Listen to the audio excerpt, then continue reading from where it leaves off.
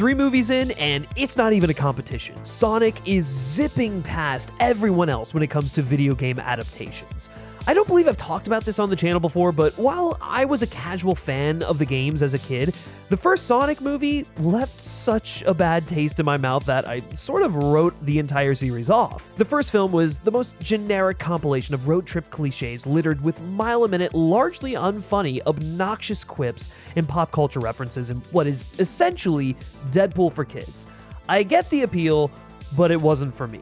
Even with Jim Carrey's undeniable charm, Ben Schwartz's boundless energy as the voice of Sonic, and a touching story of found family, it wasn't enough to make up for the incredibly safe, by-the-numbers adaptation of what should be a slam dunk motion picture for kids.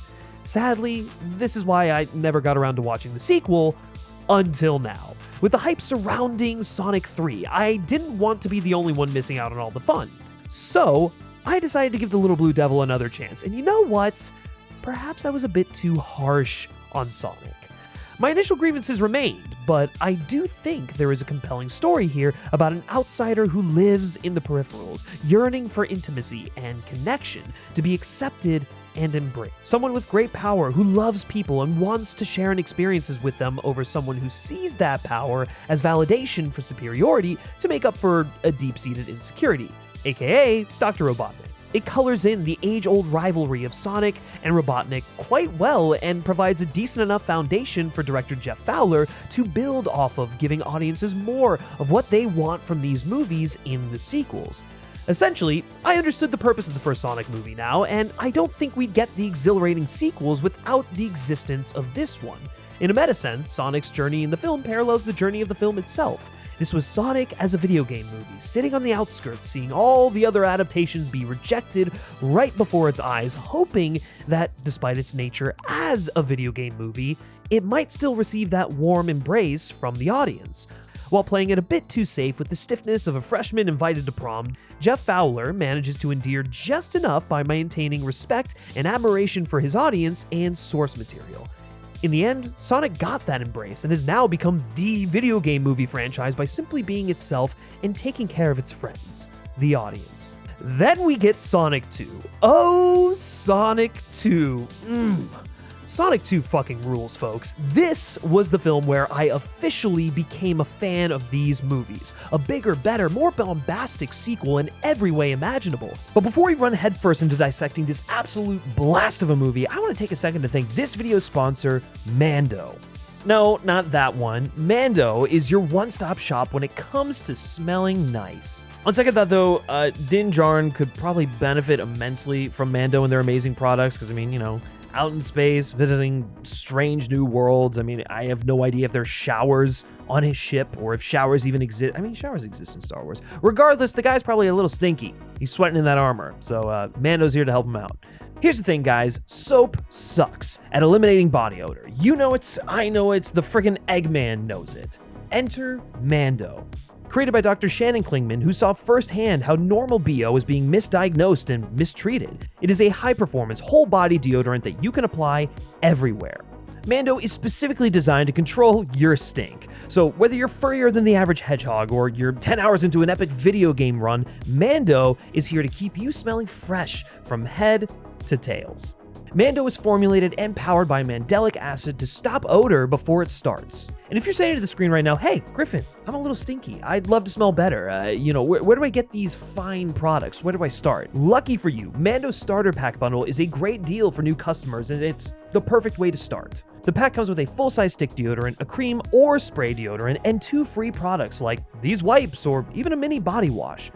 Mando was kind enough to send me this starter pack, and y'all, these products, they freaking rock. I've been using them for the past 2 weeks or so, and I'm not stinky, so, I guess that's a good thing. You'll have plenty of scents to choose from too, such as Bourbon Leather, Clover Woods, Mount Fuji, and Pro Sport. They even have unscented if that's more your speed.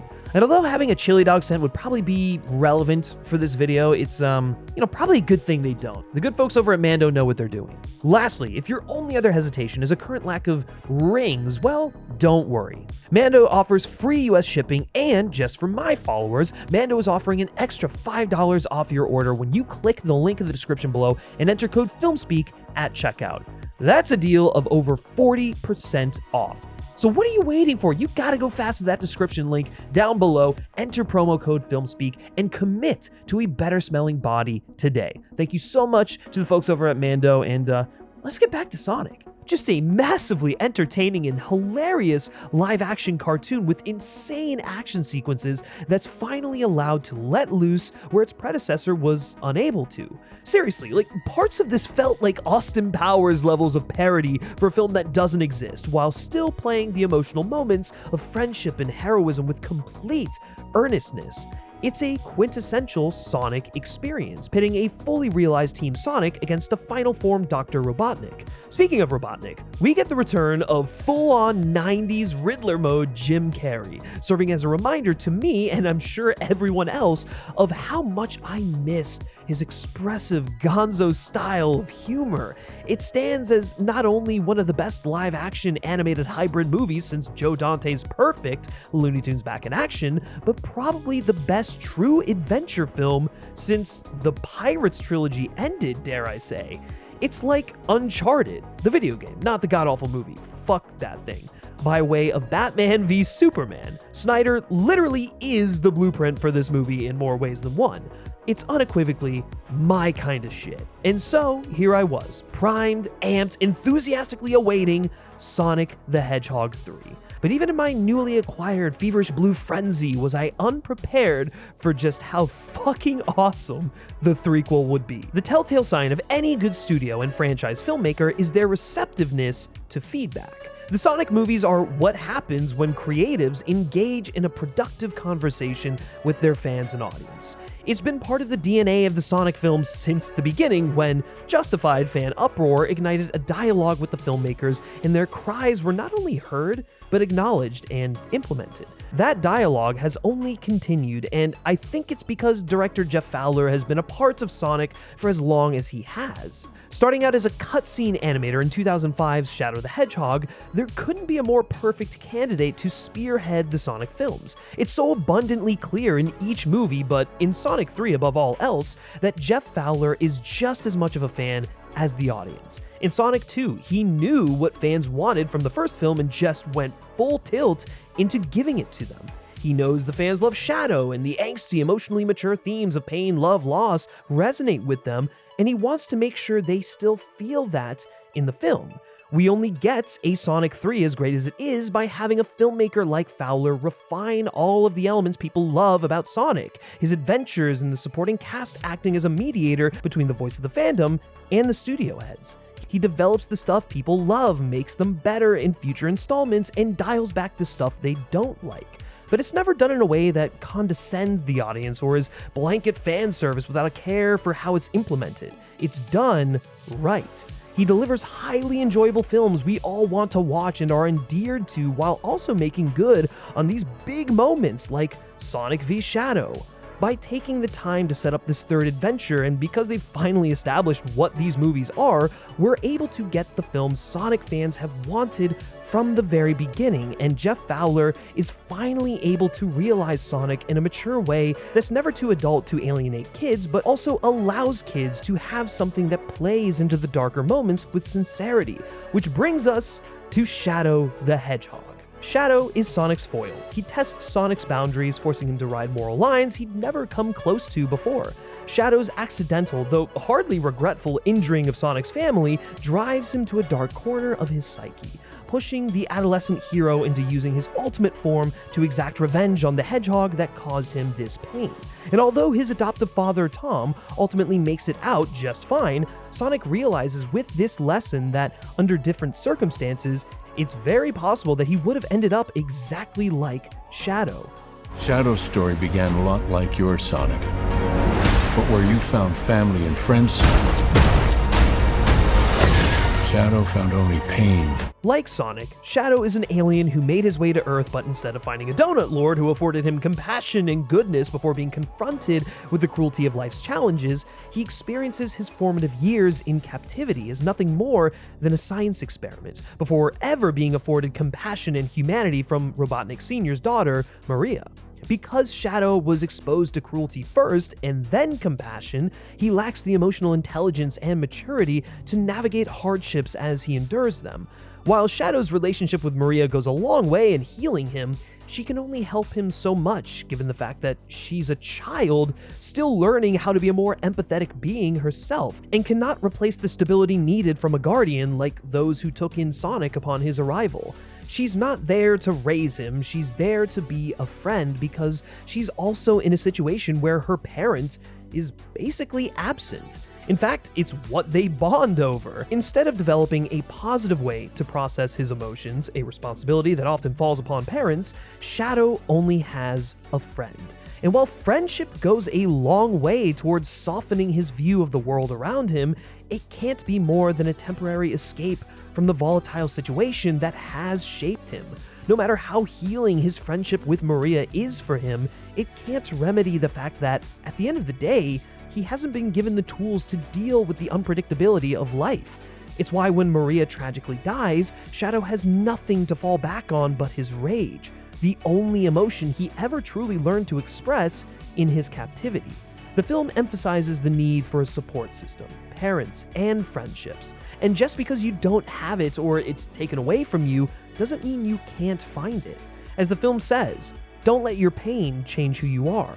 Life's all about the choices we make, and what matters most is to listen to your heart. You must be willing to open yourself up to the possibility of being vulnerable and finding your people. Shadow may have been treated like a monster and thinks he is one, but as we see with Sonic, having great power and being different from others doesn't make you one.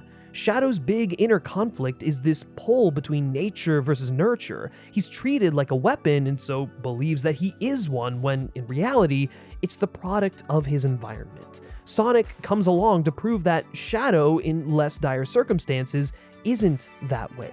His powers aren't a curse or a danger, they can be a force for good.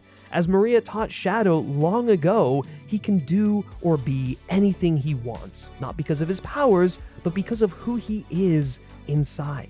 Sonic loses sight of this for a moment following the collateral damage Shadow inflicts on Tom. This causes Sonic to spiral to a point of becoming just like Shadow, pushing his support system away, but because of his foundation, the example set by Tom, he is reminded of the truth he once knew. Sonic reaffirms this idea as Shadow learns it for the first time. Fowler and his team have taken great care to sculpt an environment where young audiences can be introduced to mature and emotionally complex concepts within the safety net of Sonic the Hedgehog, and I think that is the telltale sign of a truly great film franchise for kids. It doesn't belittle them, it doesn't talk down to them, it treats them with respect and deals with real issues we all face, whether we're 13 or 43. While the CGI super critters are absolutely the emotional core of all three Sonic adventures, they're not the only reason audiences keep coming back. Let's face it, it's Jim Carrey. And Jim Carrey has truly reached his zenith throughout this trilogy. And as is often the case when Carrey takes to the screen, the most unhinged magic happens. It speaks volumes to the character of these films that a legend such as Carrey, who had stated before diving into retirement that he'd only return for a script that was written in gold ink, keeps insisting on coming back to play Dr. Robotnik. And in Sonic 3, Carrey goes above and beyond, portraying two Robotniks simultaneously. In an interview with AMC, when asked about the casting, Ben Schwartz responded, "Who's gonna play Jim Carrey's grandpa? It's gotta be Jim Carrey." And as expected, Carrey kills both performances, electrifying audiences by adding nuances to not one, but two zany characters at the same time. Jim Carrey might not be as nonstop funny as he was in Sonic 2, but man, the guy crushes it, pulling double duty this go around. I mean, it's impressive because I totally forgot I was watching the man interact with himself by the end, and despite all of the inherent goofiness that comes with playing both roles, after revealing to himself the true nature of his plan, he managed to make Robotnik Sr. legitimately quite sinister by the character's end. In one exchange, Carrey is able to both devastate and be devastated, as Robotnik Sr. tells his grandson, "You're no Maria." Carrey plays that moment so straight. You totally forget this is the same guy who did an insane dance routine through a laser corridor with himself not 20 minutes earlier in the film. The man is truly unreal, but more importantly, that moment acts as a pivotal awakening for a villain who's far more three-dimensional than one would assume, given the fact that his name is Eggman. In Sonic 3, we find Robotnik washed up and defeated. Even after being left to die on a planet engulfed in mushrooms, Robotnik fought his way back to finish the job he had started. The Robotnik we have at the beginning of Sonic 3, however, has admitted defeat. Thought to be dead by everyone but his faithful assistant, the Eggman has given up on the Hedgehog pursuit and resigned himself to a life of exile. That is, until someone hacks his equipment for their own use. Ever the egocentric scientist refusing to let a stranger take credit for his work, Robotnik and his arch-nemesis form a shaky alliance to take down the rogue machines. However, after finding out that the stranger hijacking his robots is actually his long-lost grandfather, his need for companionship and excitement at finally having an intellectual equal thrust him back into a life of villainy. His superiority complex has pushed him to isolation, and while he won't admit it due to his insanely inflated ego, he, like Sonic and Shadow, desperately wants a family of his own. Through his grandfather, he sees a way to make up for lost time and fill the void he's had his whole life, and is genuinely crushing when he realizes his grandfather was just exploiting that to get what he wants, to avenge the only person he's ever actually cared about, his daughter, Maria. When he discovers that his grandfather's plan is less world domination and more global destruction, he turns on his only family, sacrificing himself to destroy his Pop-Pop's creation and ultimately saves the world. And although he played a big part in making it happen, perhaps above everyone else, it's Robotnik in the end that proves Tom's point. Everyone has a choice. But you know what they say, you've got to break a few eggs to end generational trauma. Well, you also have to break a few bones, which Team Sonic almost certainly does in abundance across the film's many extreme fight scenes. If it wasn't obvious before, Sonic as a franchise is heavily influenced by Dragon Ball Z. In fact, the creators of Sonic are outspoken fans of that franchise, which resulted in a number of references to their favorite show finding their way into Sonic's adventures. From obvious references like Supersonic's striking resemblance to that of a Super Saiyan and the 7 Chaos Emeralds paying homage to the 7 Dragon Balls, to much more hidden ones. Needless to say, the influences are everywhere, so it feels only fitting that Sonic 3 took several pages, nay chapters, out of Dragon Ball's book when it came time to conceptualize the movie's standout fight scenes. From absolutely earth-shattering brawls, literally, to a high-speed clash across the globe shown from the upper atmosphere, it's safe to say that Sonic 3 delivers the closest thing to a genuine live-action Super Saiyan fight we've ever seen. Not just that, but by channeling Dragon Ball Z in the action set pieces, they also allow the film to feel like a natural translation of iconic action from the games. The animators do such a beautiful job of showing a clash of sheer power with blows from both combatants literally ripping the crust of the earth open with every hit. I mean, the finale of Sonic 3 is like Man of Steel meets fucking Moonraker, and it is so goddamn metal for that. I love it. Directors looking to portray superheroes with immense strength can look to this movie for a good example of how to do so. And even as those words leave my mouth, I can't help but feel flabbergasted by the sentiment. Like, never in all of my life did I think I'd be advising studios that make some of the biggest cape flicks in the world to look towards Sonic the Hedgehog for examples on how to convey power. But you know what? Again, Zack Snyder's the blueprint. Man of Steel is already taken from Dragon Ball Z, so the guy was onto something.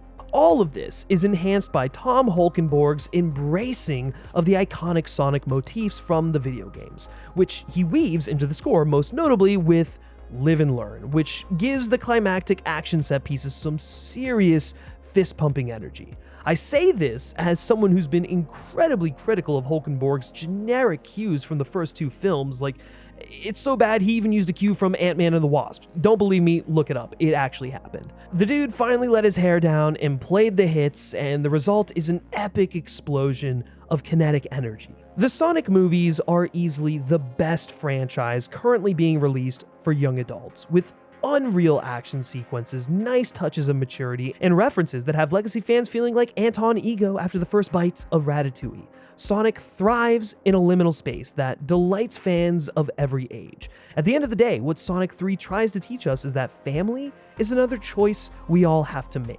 Who is our true family? Who are the people in each of our lives that we know would go to the ends of the earth for us? The ones that make walking through life a little slower. Sonic's found family is the reason he's able to stay on the right path, the influence behind his choice not to let his pain define him. Shadow's found family makes his daily routine of being a superpowered guinea pig bearable, and it's the loss of Maria, like Sonic's with Longclaw and almost Tom, that drives him over the edge. Even Robotnik, in the end, uses his final moments to thank the only person who ever gave an actual shit about him, realizing, perhaps a little too late, that blood does not alone make bonds. Only the Broccoli family can make bonds. Catch you next time, Sonic.